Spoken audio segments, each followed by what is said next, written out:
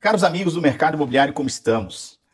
Hoje, esse mês, nós recebemos a notícia de que a taxa Selic foi para 12,25, né? No dia 11 passado, o Copom resolveu elevar a taxa média de juros de 11,25 para 12,25. Isso sempre gera uma certa apreensão no mercado imobiliário. Diversos analistas reportam o quanto isso impacta no mercado imobiliário, isso é verdade. Mas eu gostaria de convidá-los a uma reflexão, para que não sejamos tomados de um pessimismo em razão de um fator macroeconômico. O mercado imobiliário, como todo mercado maduro, como todo mercado próspero e multimilionário, ele não pode pautar-se por circunstâncias momentâneas, né? O bom investidor imobiliário, ele pensa a longo prazo, ele pensa em todos os cenários possíveis, ele pondera. E algumas pessoas, né, com uma análise muito simplória, veem a elevação da taxa média de juros, da Selic, como um ponto negativo do ponto de vista dos juros do financiamento habitacional. De fato, essa é uma consequência.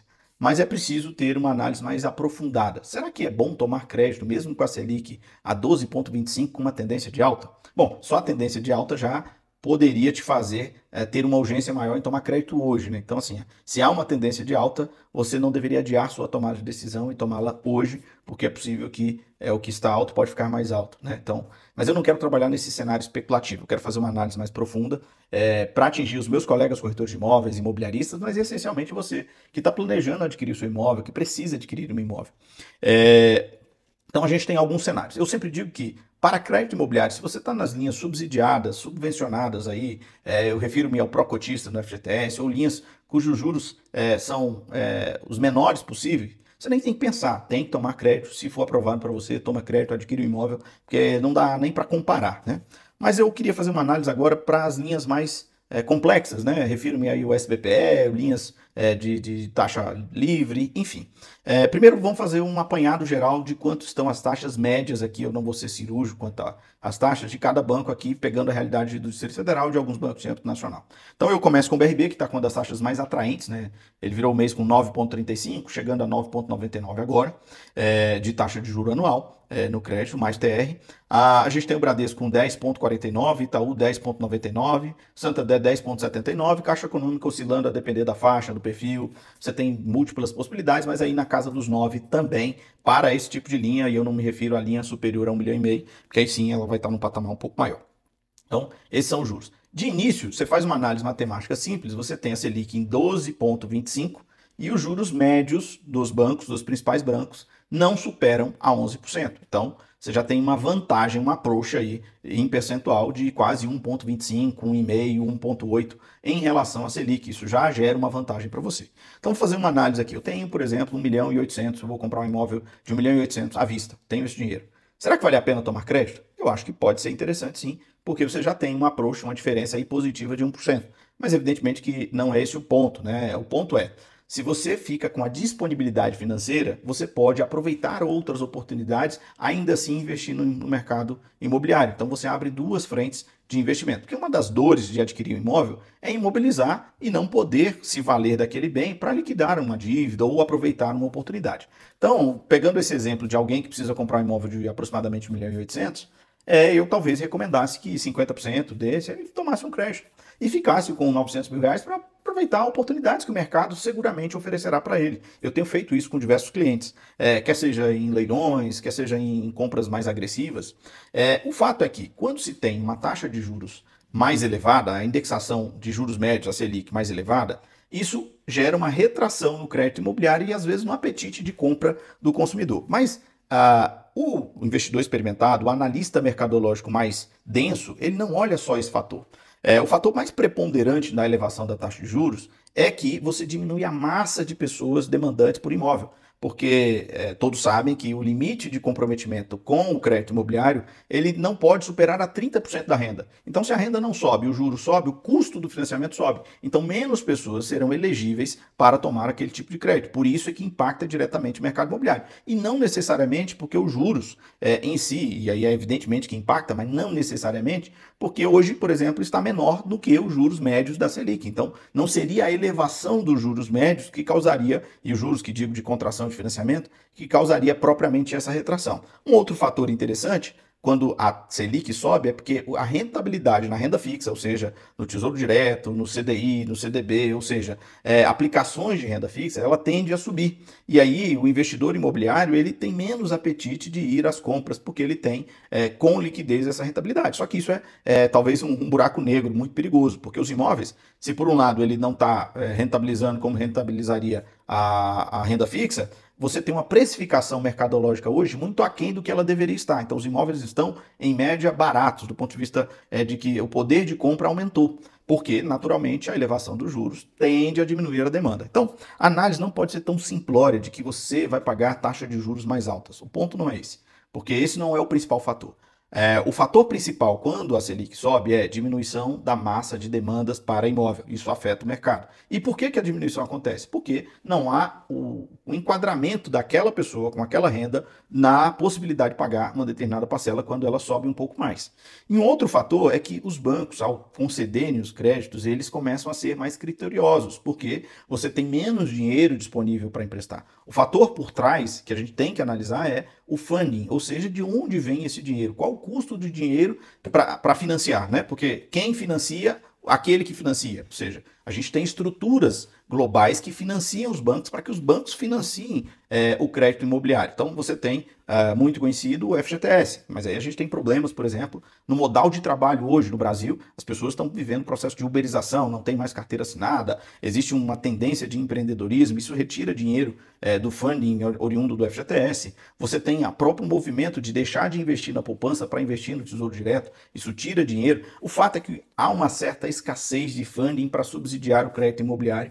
E isso eleva o grau de exigência do banco para emprestar. Então o banco ele é mais criterioso. Então, eu quero falar com você que, não obstante a todos esses desafios, está conseguindo aprovar crédito.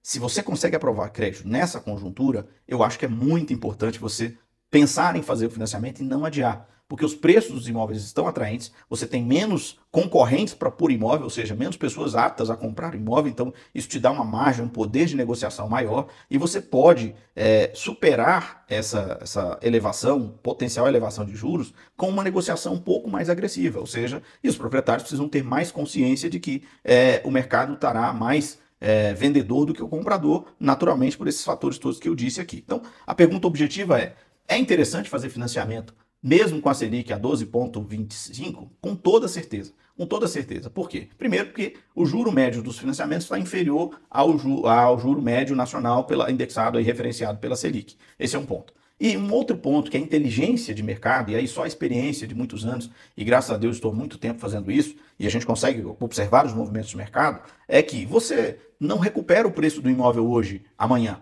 Você não recupera. Eventualmente, você pode até ter uma oportunidade pontual aqui e acolá. Mas o preço médio ele não volta a patamares anteriores. Mas o juros, se eventualmente ele cair amanhã, você pode pegar o seu financiamento hoje e fazer uma portabilidade, ou até mesmo liquidá-lo, quitar.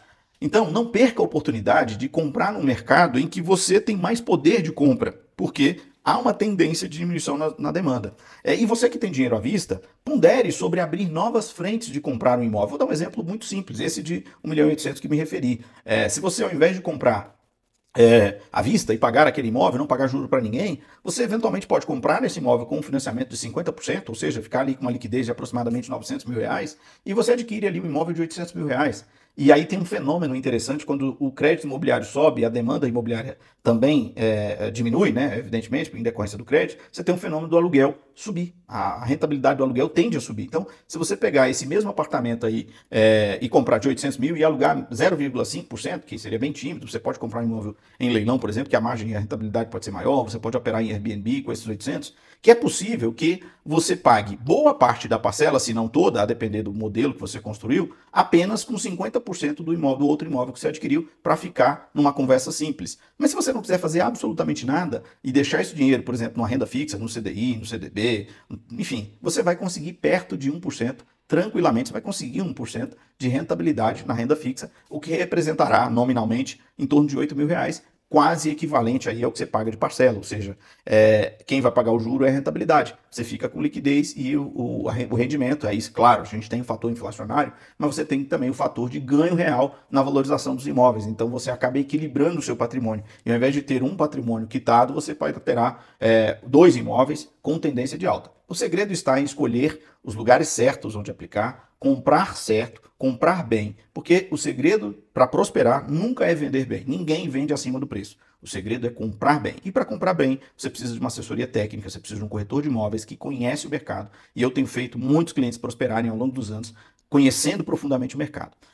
Não importa o juro que você está pagando, importa o tempo que você paga o juro e o quanto você vai ganhar acima do juro que você contraiu. Quando você paga juros e compra bem, aloca bem, você não está pagando juros, você está arrumando um sócio, é natural. Um sócio financeiro que está apostando no seu negócio. Eu já fiz operações, por exemplo, que em 6 meses a gente conseguiu 29% líquido. Se eu estivesse pagando juros, no caso não foi, se estivesse pagando juros que seja de 13% ao ano, na verdade eu só tive juros no período em que estive com dinheiro. Então arrumei um sócio temporário e um sócio muito bom, porque não fica ali dividindo os lucros com você. Então, o segredo não é quanto você paga de juro, o segredo não é se está mais alto ou mais baixo, é se você comprou bem, se você fez um bom negócio. Qualquer bom negócio tem estofo suficiente para aguentar oscilações de juros. Então, sendo o objetivo, é um bom momento para tomar financiamento? Sim, se você tem crédito aprovado, faça financiamento. Sim, mas tenha cautela ao tomar o crédito, ao fazer financiamento. Não compre acima do preço se você está financiando, que aí realmente comprar fora do preço, comprar emocionalmente, comprar sem uma análise profunda de um profissional e pagando juros altos, aí é um caldo de tragédia, você pode sim meter os pés pelas mãos. Mas pagando financiamento hoje um pouco mais elevado, mas ainda abaixo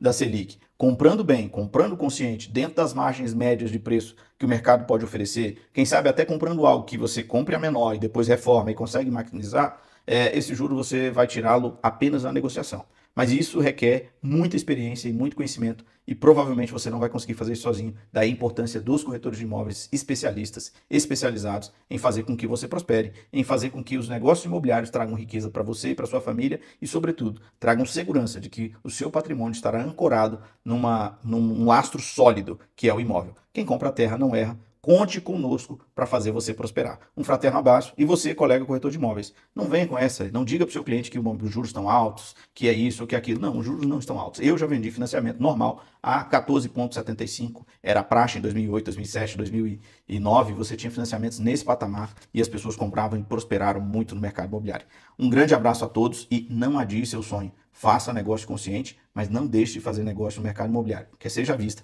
quer seja financiado, o momento é sempre bom para comprar quando você tem bons analistas, quando você tem boa assessoria imobiliária.